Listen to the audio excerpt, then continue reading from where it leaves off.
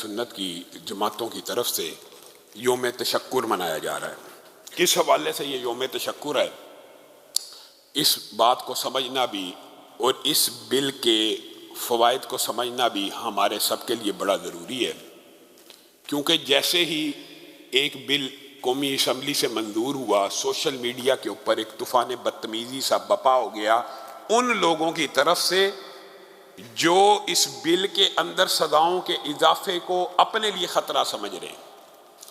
بل ناموس صحابہ کا پاس ہوا جس کے اندر سزاؤں میں اضافہ ہو گیا۔ عبدالاکبر چترالی صاحب اور جے یو آئی کے اراکین نے اس بل کی منظوری میں بہترین کردار ادا کیا، بلکہ جو قرارداد پیش کی وہ عبدالاکبر چترالی صاحب نے پیش کی، اور وہ خراج تحسین کے مستحق ہیں۔ پورے پاکستان کے مسلمان ان کے احسان مند ہیں کہ ایک عرصے سے وہ مطالبات اور جن کی وجہ سے ہمارے علماء نے اپنی جانیں قربان کی، علامہ احسان الہی ظہیر سے لے کے حق نواز جھنگوی تک، عبدالرشید اظہر سے لے کے اعظم طارق تک، اور عطاء الرحمن ثاقب سے لے کر ضیاء الرحمن فاروقی تک، یہ شہادتوں کی ایک طویل داستان ہے۔ کس کاز کے لیے؟ یہی عظمت صحابہ کے لیے۔ اسی بل کے لیے ان شہداء نے قربانیاں دی، جد و جہد کی۔ اللہ کے فضل و کرم سے ایک عرصے کے بعد پاکستان کے قانون ساز ادارے نے اس بل کو منظور کر لیا ہے کہ آج کے بعد جو شخص توہین صحابہ کرے گا، توہین اہل بیت کرے گا، توہین امہات المومنین کرے گا، اس کو 2 سال 3 سال یا بیلیں نہیں لے لی جائیں گی، بلکہ اس کی سزا کتنی ہوگی؟ کم از کم 10 سال یا عمر قید۔ یہ بڑا خوبصورت ایک بل ہے، اور ہم یہ سمجھتے ہیں کہ اس بل سے معاشرے میں فرقہ واریت ختم ہوگی، لیکن آپ حیران رہ جائیں گے۔ آج آپ نے، میں پوری پاکستانی قوم سے اس بات کا مطالبہ کرتا ہوں، اعتدال کے ساتھ، غیر جانبداری کے ساتھ تجزیہ کیجئے۔ جیسے ہی یہ بل پاس ہوتا ہے، جیسے ہی ان اکابرین کو ہم خراج تحسین پیش کرتے ہیں، ایک پورے کا پورا طبقہ فکر اس بل کی منظوری کے خلاف کھڑا ہو جاتا ہے۔ وہ کس لیے کھڑا ہو رہا ہے؟ آپ کو بعض لوگ یہ گمراہ کریں گے، یہ اس لیے کھڑا ہوا ہے جی اس بل کا غلط استعمال نہ ہو۔ بنیادی طور پر جو بھی بندہ کسی قانون کے خلاف ہوتا ہے، اس کے لیے ایک ہی آرگومنٹ پیش کرتا ہے کہ جی اس کا استعمال غلط ہوتا ہے۔ جو توہین رسالت کے قانون کو ختم کرنا چاہتے ہیں، ان کی دلائل کیا ہیں؟ یہی دلیل ہے کہ اس کا استعمال غلط ہوتا ہے۔ بھائی استعمال غلط ہونا کسی قانون کو ختم کرنے کا جواز نہیں بن سکتا۔ قتل کا قانون بھی غلط استعمال ہوتا ہے۔ ہر قانون دنیا میں غلط استعمال ہو سکتا ہے۔ اس کے غلط استعمال کو روکنے کے لیے آپ تجاویز اور سفارشات پیش کریں۔ ہاں، کوئی کسی کے اوپر جھوٹا توہین رسالت کا الزام لگائے، جھوٹا توہین صحابہ کا الزام لگائے، جتنی سزا اس عمل کی ہے جھوٹے الزام کی بھی وہی سزا کر دی جائے، ہمیں کوئی اعتراض نہیں۔ یہ تو ہے سد باب کرنا کہ بل کا غلط استعمال، لیکن حقیقت یہ نہیں ہے۔ حقیقت بات یہ ہے کہ ایک طبقہ فکر، اب پاکستان، یہ ایک تو انٹرنیٹ کا یہ بھی فائدہ ہوا۔ ایک دور میں ہم آپ لوگوں کو بتایا کرتے تھے کہ فلاں طبقہ فکر صحابہ کے بارے میں ہرزہ سرائی کرتا ہے، برا بلا کہتا ہے، آپ کہتے ہیں یار یہ مولوی جان کے آگ پھیلاتے ہیں جی، یہ نفرتیں پھیلاتے ہیں۔ کوئی بڑا حضرت ابو بکر کو برا کہہ سکتا ہے؟ حضرت عمر کو بھی بلا کوئی برا کہہ سکتا ہے؟ پھر انٹرنیٹ عام ہوا، سوشل میڈیا عام ہوا، آپ نے اپنے کانوں سے بک بک کرتے ہوئے ذاکروں کو سن لیا جو حضرت ابو بکر، حضرت عمر، حضرت عثمان، حضرت عائشہ، حضرت حفصہ جیسے شخصیات کو بخشتے نہیں۔ آپ سمجھتے ہیں جی یہ جھگڑا حضرت امیر معاویہ کا یا اس کے بیٹے کا یا ان کے بیٹے کا؟ ہرگز نہیں ہے۔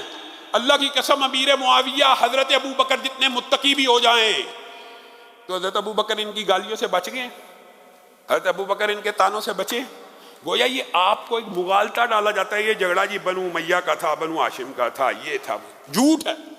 آج آپ دیکھیے پورا سوشل میڈیا اس قانون کے خلاف ایک طبقہ فکر جو آواز اٹھا رہا ہے، وہ آپ سے اور مجھ سے اور حکومت سے گستاخی کی اجازت مانگ رہا ہے کہ ہمیں کرنے دیجیے، ہمیں کرنے دی جائے، ہمیں کرنے دیجیے، یہ ہمارا حق ہے، یہ آزادی اظہار ہے۔ آپ نے اچھا، پھر سب سے بڑی دکھ کی بات ہے، دکھ اور افسوس کی بات ہے اور شکوے کی بات بھی ہے ہمارے ساتھ شیعہ علماء ٹی وی پروگراموں میں مختلف پروگرام میں جب ملاقات ہوتی ہے ہم ان کے سامنے یہ بات اٹھاتے ہیں، یار یہ بڑی زیادتی کی بات ہے، کیا مقدسات اہل سنت، آپ کے بڑے بڑے جو مراجع ہیں ان کے فتوے ہیں کہ مقدسات اہل سنت کی توہین نہیں ہو سکتی، آپ کیوں کرتے ہیں؟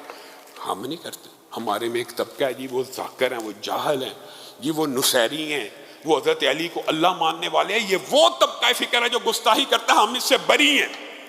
آج شیعہ علماء کہاں ہیں؟ آگے آئیں اور کہیں ٹھیک ہے ہم اس بل کو آن کرتے ہیں، جو گستاخی کرتا ہے وہ ہم میں شامل نہیں ہے۔ اہل سنت نے آپ کی ہر بات مانی۔ آپ کو پتہ ہے اس بل کے اندر یہ شک بھی منظور ہوئی ہے کہ توہین اہل بیت کرنے والے کی بھی اتنی ہی سزا ہے۔ اب بتائیے، آپ کا ایک عرصے سے مطالبہ تھا کہ آپ صحابہ تو کرتے ہیں لیکن اہل بیت کی کبھی آپ لوگوں نے بات نہیں کی۔ اب آئیے، ہم تو ایگری ہیں، ہم نے توہین اہل بیت کی بھی کرنی ہی نہیں، اس کی سزا اگر سزائے موت بھی ہو جائے ہمیں کوئی ٹینشن نہیں، ہمیں کوئی فکر نہیں۔ اہل بیت کی توہین کی بھی سزا ویسے ہی ہے، صحابہ کی توہین۔ اور اگر آپ غور کریں تو اہل بیت کا سلسلہ تو آپ نے کئی نسلوں تک چلایا ہوا ہے، ہم تو صرف صحابہ تک کی بات کرتے ہیں۔ اہل بیت کا ایڈوانٹیج آپ کو ہے کہ یہ بھی اہل بیت میں سے ہے، یہ بھی اہل بیت میں سے ہے، 8 10 12 نسلیں تک آپ اہل بیت کی کہتے ہیں۔ اور حقیقت میں بھی کوئی اہل سنت کا فرد یہ کیسے ہو سکتا ہے کہ ہم نماز میں درود پڑھتے ہوں، اللہم صلی علی محمد وعلی آل محمد، یعنی ہماری نمازیں بغیر اس درود کے مکمل نہیں ہیں۔ اہل سنت میں سے کوئی بندہ بھی اس درود کے بغیر نماز پڑھتا ہے؟ کوئی بھی نہیں پڑھتا۔ یعنی ہم آل رسول کے اوپر درود بھیجنے والے ہیں، ہم کیسے ان کی گستاخی کر سکتے ہیں؟ لیکن یہاں سے ایک بات ثابت ہوتی ہے کہ کچھ لوگ گستاخی کرنا چاہتے ہیں اور وہ اجازت مانگ رہے ہیں، وہ اعلانیہ طور پہ کہہ رہے ہیں کہ ہمیں اجازت دیجیے، یہ بل جی ایسا ہے۔ یہ ایک عرصے سے یہ بات علماء منبر و محراب سے کہہ رہے ہیں، آپ نے خود سنی ہوگی، میری زبان سے بھی آپ نے ہو سکتا ہے متعدد مرتبہ سنی ہو کہ فرقہ واریت ختم کرنے کا سب سے آسان کلیہ یہ ہے کہ جو توہین صحابہ کرے اس کی بھی زبان کاٹ دو، جو توہین اہل بیت کرے اس کی بھی زبان کاٹ دو۔ اس سے فرقہ واریت ختم ہوگی کہ بڑھے گی؟ ختم ہوگی۔ عام عقلی منطقی فلسفیانہ لاجک کی بات ہے، جب بھی کوئی قانون بنتا ہے وہ قانون جرائم کو قابو کرتا ہے، قانون کے خوف کی وجہ سے جرم کم ہوتا ہے۔ یہ کہتے ہیں اس قانون کی وجہ سے فرقہ واریت بڑھے گی، یہ کیسے لوگ ہیں؟ یہ چاہتے ہیں کہ یہ توہین کریں اور یہ اعلانیہ اب اپنا حق مانگ رہے ہیں۔ تو اللہ کا شکر ہے یہ بھی انٹرنیٹ اور سوشل میڈیا کی وجہ سے آپ لوگوں کی آنکھیں کھل جانی چاہیے کہ ہمارے اندر رہتے ہوئے بھی ایسے لوگ موجود ہیں جو ہم سے یہ مطالبہ کر رہے ہیں کہ ہمیں شیخین کو برا بھلا کہنے کی اجازت دی جائے۔ قطعاً اجازت نہیں دی جا سکتی۔ اس وطن کے اندر ہم بھی اس وطن کے شہری ہیں، جو وطن اسلام کے نام پہ بنا، جو کلمہ طیبہ کے نام پہ بنا، جو رسول اللہ صلی اللہ علیہ وسلم کے کلمے کے نام پہ بنا ہے، وہاں پہ رسول اللہ کی بیویوں کو برا بھلا کہنے کی اجازت دے دی جائے، وہاں پہ رسول اللہ کے سسر کو برا بھلا کہنے کی اجازت دے دی جائے۔ ابو بکر بھی سسر ہیں، عمر بھی سسر ہیں، ابو سفیان بھی سسر ہیں، ان کی تینوں کی بیٹیاں رسول اللہ کی بیویاں ہیں، یہ چاہتے ہیں ان کو برا بھلا کہیں اور ان کو اجازت دے دی جائے۔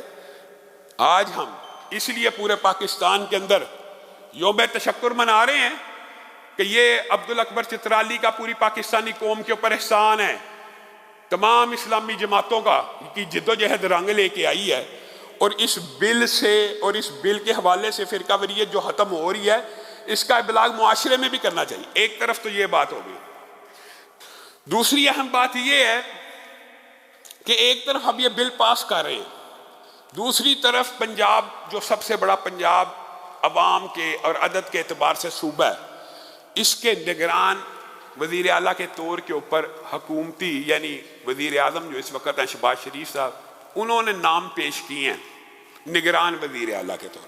ان میں سے ایک نام محسن نقوی کا بھی ہے، اور محسن نقوی وہ ہے جس کے اوپر صحابہ کے بارے میں غیر ذمہ داری کا الزام بھی ہے، اور اس نے اپنے ٹی وی کے اوپر صحابہ کے اوپر لائیو تبرہ بھی نشر کیا، اور اس کے اوپر مقدمہ بھی درج ہوا، اور وہ مقدمہ ابھی تک درج ہے۔ جس بندے کے اوپر توہین صحابہ کا مقدمہ درج ہو، دہشت گردی کی دفعات موجود ہوں، اور اس نے اس عمل کے بعد کچھ وعدے کیے ہوں، کچھ ارادے کیے ہوں کہ میں معذرت کروں گا، میں شان صحابہ کے اوپر اپنے پروگرام چلاؤں گا، لیکن جب ضمانت ہو جاتی ہے اپنا کوئی وعدہ پورا نہیں کرتا اور ڈٹ جاتا ہے اپنے موقع. ایک ہوتا ہے بندہ شرمندہ ہو جائے، معافی مانگ لے، اس کا بالکل اینگل بدل جاتا ہے، چاہے وہ ٹھیک ہے غالی بھی ہو، لیکن آپ ایمانداری سے بتائیے ایک بندہ اعلانیہ معافی مانگ لے تو دل میں نرمی آتی ہے نا کہ ٹھیک ہے اس نے اپنے موقف سے رجوع کر لیا ہے صحابہ کے بارے میں، وہ اینگل بدل جاتا ہے. لیکن ایک بندہ ڈٹا ہوا ہے،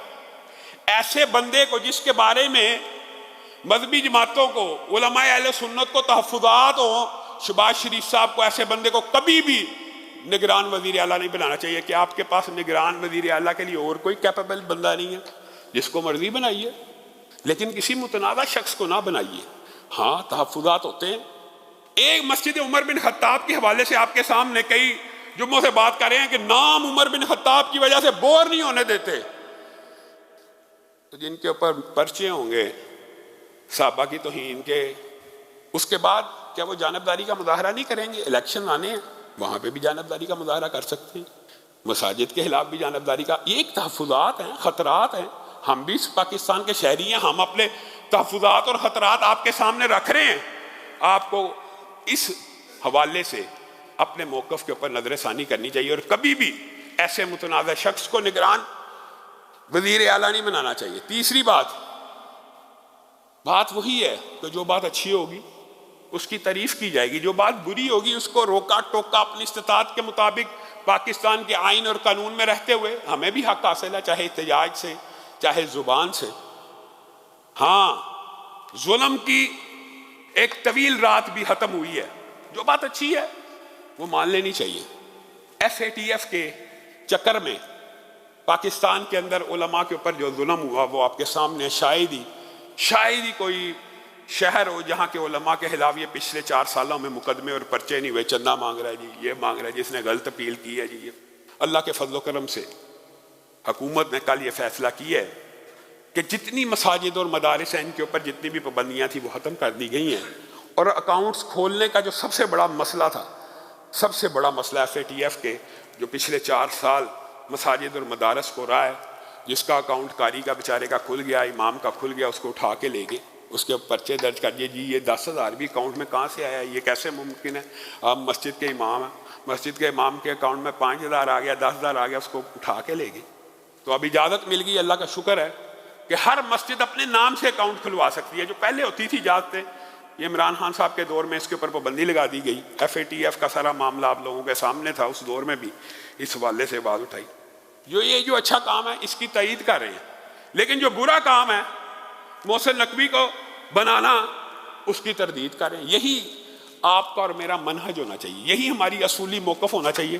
اگر کوئی حاکم حکمران اچھا کام کرے اس کے اچھے کام کی تائید کر دی جائے، تعریف کر دی جائے. جو برا کام کرے اس کو روکنے اور ٹوکنے کی جتنی آپ میں استطاعت ہو وہ مکمل طور پہ کوشش کر لینی چاہیے. اور صحابہ کا جہاں تک معاملہ میرے بھائیو، یہ بڑا اہم ہے اور یہ اللہ کی سنت بھی ہے کہ کوئی بندہ کسی صحابی کے بارے میں جو بات کہے وہی بات اس کو پلٹا دی جائے.